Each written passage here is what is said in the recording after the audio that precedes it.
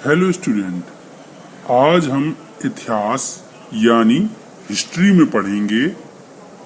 इतिहास जानने के स्रोत, कैसे पता करें कब क्या हुआ।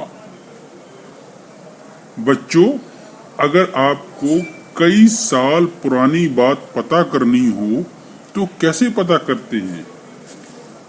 अपने दादा दादी से पूछ के पता करते हैं। Very good. और कैसे पता करते हैं? सर, बड़े बूढ़ों से पूछ के पता करते हैं। बहुत अच्छे। लेकिन अगर आपको हजारों साल पहले या उससे भी पहले की बात पता करनी हो कि उस समय के लोग कैसे रहते थे, क्या करते थे, तो फिर कैसे पता करेंगे? नहीं मालूम सर।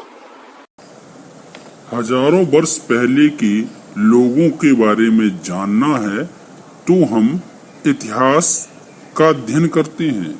इतिहासकार अतीत से प्राप्त तथ्यों और साक्ष्यों के आधार पर बीते समय की जानकारी देते हैं।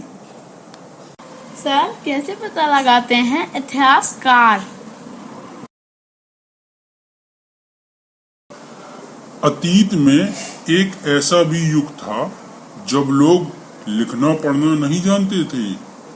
उन लोगों के जीवन के विषय में हमें जानकारी उनके द्वारा छोड़ी गई वस्तुओं जैसे मिट्टी के बर्तन, खिलौने, हथियारों तथा औजारों द्वारा मिलती है।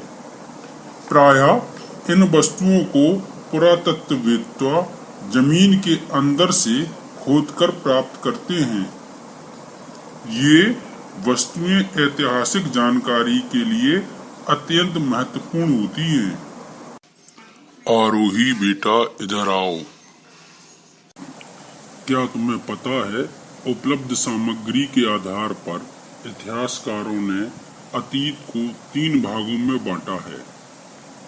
वह समय जिसके लिए कोई लिखित सामग्री उपलब्ध नहीं, पूर्व ऐतिहासिक काल कहलाता है।